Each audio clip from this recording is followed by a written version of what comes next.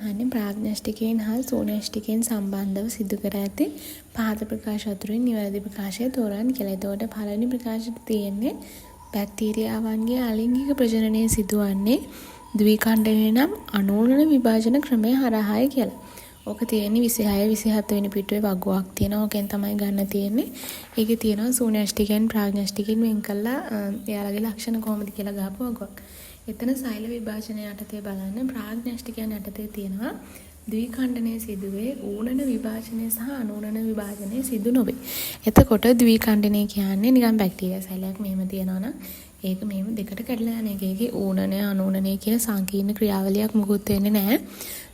ඒ නිසා ඌනන අනූනන විභාජන ක්‍රම හරහා වෙනවා කියන එක වැරදි නිසා පළවෙනි ප්‍රකාශය වැරදි. ඒක හොඳට මතක තියාගන්න. ද්විඛණ්ඩනය කියන්නේ ඌනන අනූනන සම්බන්ධ දෙයක් නෙවෙයි. ඊට පස්සේ දෙවෙනි ප්‍රකාශය තියෙනවා ඇතැම් සයනොබැක්ටීරියාවන් හරිත ලව නොදරනමුත් ගොනු ලෙස සැකසී ඇති පටල මත ප්‍රභා සංශ්ලේෂණය සිදු කරයි කියලා. ඒකත් වැරදි.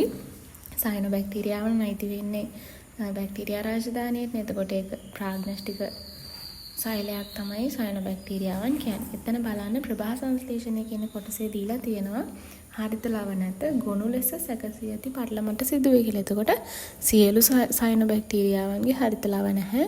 ගොනු ලෙස සැකසිච්ච පටල මත විතරයි ප්‍රභා සංශ්ලේෂණය සිදු වෙන්නේ. ඇතැම් කියන එක වැරදි. සියලු සයනොබැක්ටීරියාවන් වෙන්න ඕනේ.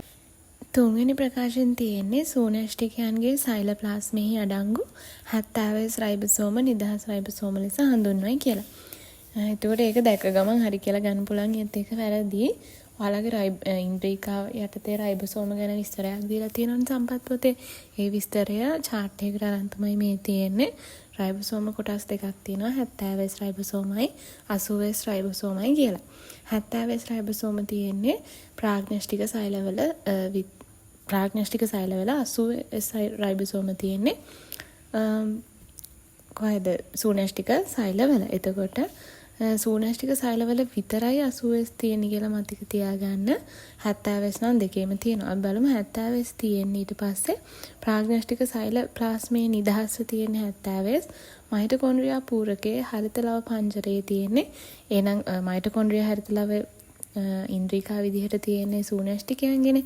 එතකොට සෝනෂ්ටිකයන්ගේ මයිටොකොන්ඩ්‍රියා පූරකයේ හරිත ලව පංජරයේ තියෙන්නේ 70 කියලා මතක තියාගන්න. ඊට පස්සේ 80 කොටස් දෙකකට බෙදෙනවා. පැඳුණු රයිබෝසෝමයි නිදහස් රයිබෝසෝමයි කියලා. නිදහස් රයිබෝසෝම තියෙන්නේ සෝනෂ්ටිකයන්ගේ සෛලප්ලාස්මේ නිදහස්ව තියෙන්නේ. පැඳුණු රයිබෝසෝම රළු අන්තප්‍රාස්මේ ජාලිකාවේ පටල පෘෂ්ඨයට බැඳලා තියෙනවා. ඕක තමයි රයිබෝසෝම තියෙන තැන් කෙටියෙන් ගත්තොත්. එතකොට මේ ප්‍රකාශ එහෙනම් 80S වෙන්න ඕනේ 70S වෙනුවට. සෝනෂ්ටිකයන්ගේ සෛලප්ලාස්මේහි 80S රයිබෝසෝම තමයි නිදහස් රයිබෝසෝම ලෙස හඳුන්වන්නේ. ඒ නිසා ඒක වැරදි. ඊට පස්සේ හතරවෙනි ප්‍රකාශය තියෙනවා ඉයුග්ලිනා අන්තස්සෛලීය කශිකාදරයි කියලා. ඔයාලා දන්නවා ඉයුග්ලිනා කියන්නේ ප්‍රොටිස්ටාවන්ට අයිති ජීවියෙක්. එතකොට අන්තස්සෛලීය කශිකාදරයි කියන එක හරිය. මොකද ප්‍රොටිස්ටාව කියන්නේ සෝනෂ්ටිකේ. කශිකා යටතේ බලන්න සෝනෂ්ටිකයන්ගේ කශිකාවල තියෙනවා සංකීර්ණ ශුද්‍ර නාලිකා වලින් සෑදුණු 9 ධන 2 ව්‍යුහය ගනි අන්තස්සෛලීයයි කියලා දීලා තියෙනවා. ඒ කියන්නේ දැන් මෙහෙම සෛලය තියෙනවා නම් මෙන්න මෙහෙම කශිකාව තියෙනවා කියලා හිතන්න. ඊට පස්සේ ඒක වටේට මෙන්න මෙහෙම පටලයකින් ආවරණය වෙලා තියෙනවා. ඒ නිසා තමයි අන්තස්සෛලීයයි කියලා කියන්නේ. බහිසෛලීය කියන්නේ මෙහෙම සෛලය තියෙනවා, මෙහෙම කශිකාව තියෙනවා. ඒක අර පටලයකින් ආවරණය වෙලා නැහැ. එතකොට තමයි බහිසෛලීයයි කියලා කියන්නේ. යුග්ලිනාවන්ගේ අන්තස්සෛලීය කශිකාදරයි කියන එක එතකොට හරි. පස්වෙනි ප්‍රකාශය තියෙනවා ඇතැම් ප්‍රොටිස්ටාවන් නයිට්‍රජන් තිර කරයි කියලා. අන්තිමට බලන්න නයිට්‍රජන් තිර කිරීම යටතේ තියෙනවා සමහර ජීවීහු නයිට්‍රජන් තිර කරනවා ප්‍රාග්ඥස්ටිකයන් යටතේ ඉන්න ජීවීන්. හැබැයි සෝනෂ්ටිකව නයිට්‍රජන් තිර කරන හැකියාව කිසිවෙකුටත් නැත කියලා දීලා තියෙනවා. එතකොට ප්‍රොටිස්ටාවන් කියන්නේ සෝනෂ්ටිකයෝනේ.